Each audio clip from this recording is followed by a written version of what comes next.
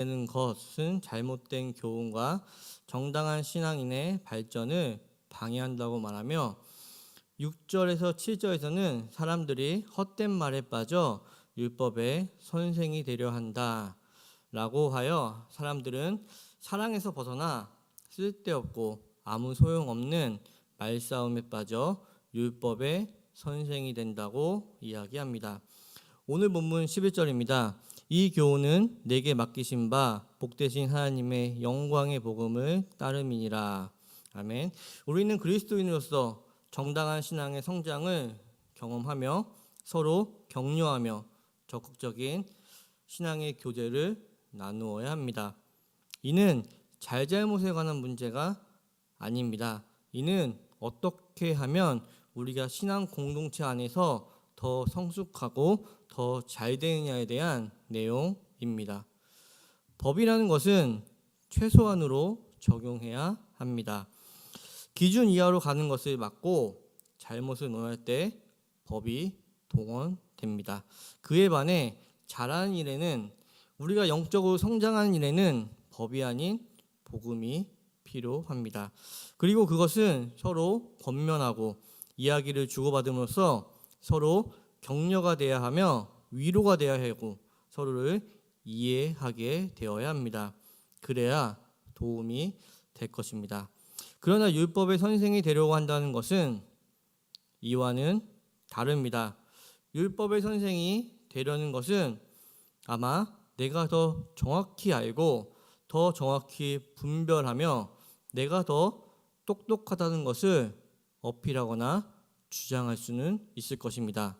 그러나 그것은 성도의 신앙의 성숙에는 아무런 도움이 되지 않습니다. 이런 의미에서 변론은 헛되고 가치가 없는 일입니다. 우리는 예수님을 믿어서 예수님을 닮아가야 합니다. 즉 나의 삶을 통해 예수님을 드러내는 삶을 살아야 합니다. 그것이 신앙의 목적이며 내용일 것입니다. 그러나 우리는 예수님의 경지까지 단번에 이르지 못합니다. 이룰 수 없습니다.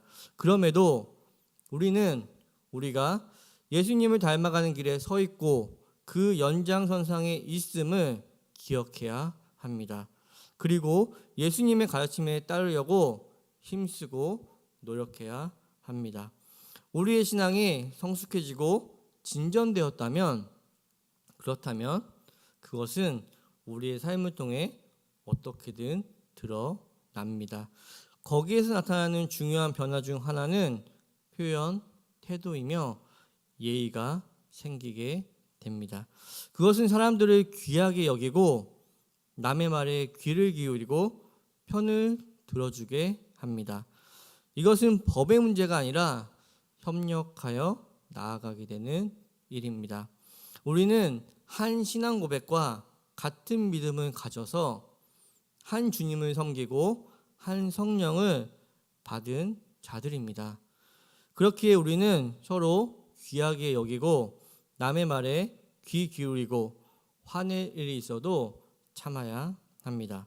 아니, 주님 안에서 성령님을 의지해서 참아낼 수 있습니다. 교회는 이런 공동체이고 이런 지체들이 모인 곳입니다. 이러한 일에 깨어있지 않다면 우리는 무엇이 옳고 그른가에 관심을 가지게 되고 교회 안에서 비판과 판단이 만연해질 것입니다. 그러면서 남에게 상처를 주게 되고 상처를 주는지도 본인은 깨닫지 못하며 상처를 주는 자신의 행동을 정당화하고 당연하다고 생각하게 되기도 할 것입니다. 이 교훈의 목적은 정결한 마음과 선한 양심과 거짓이 없는 믿음에서 나오는 사랑이거늘 디모데전서 1장 5절 말씀입니다.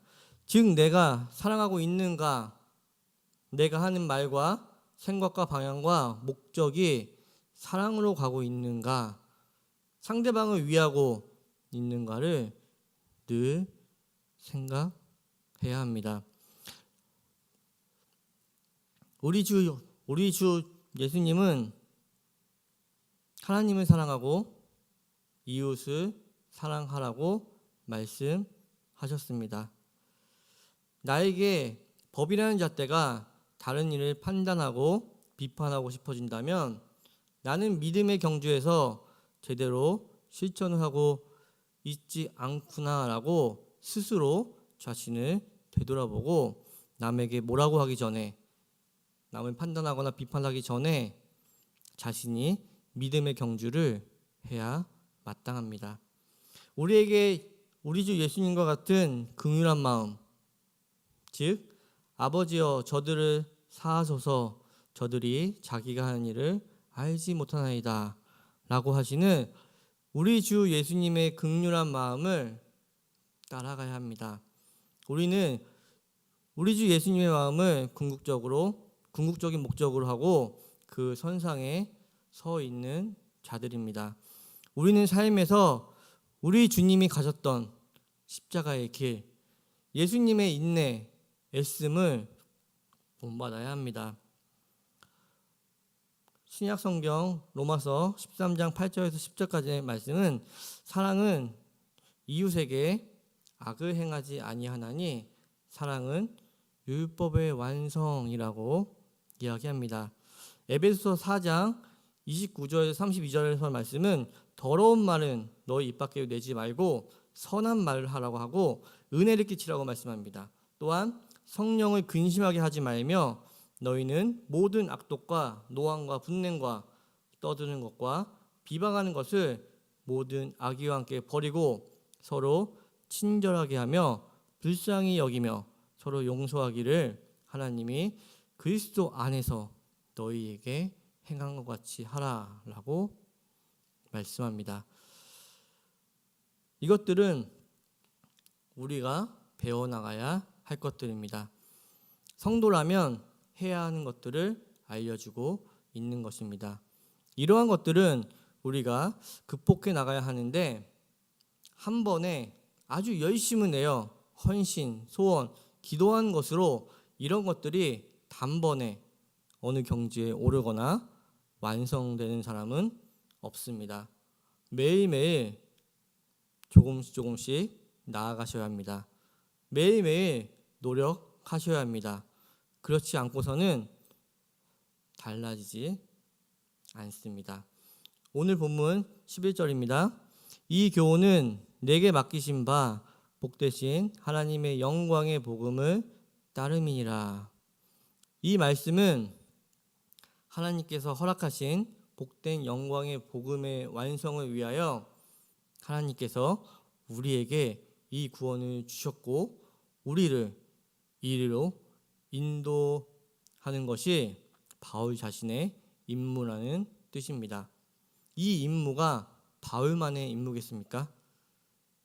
그것은 교회 앞에 세움을 받은 하나님의 종들의 모든 임무일 것입니다. 곧 모든 성도가 복되신 하나님 영광 복음에 참여하고 거기에서 자라나고 거기에서 충만해진다는 뜻입니다.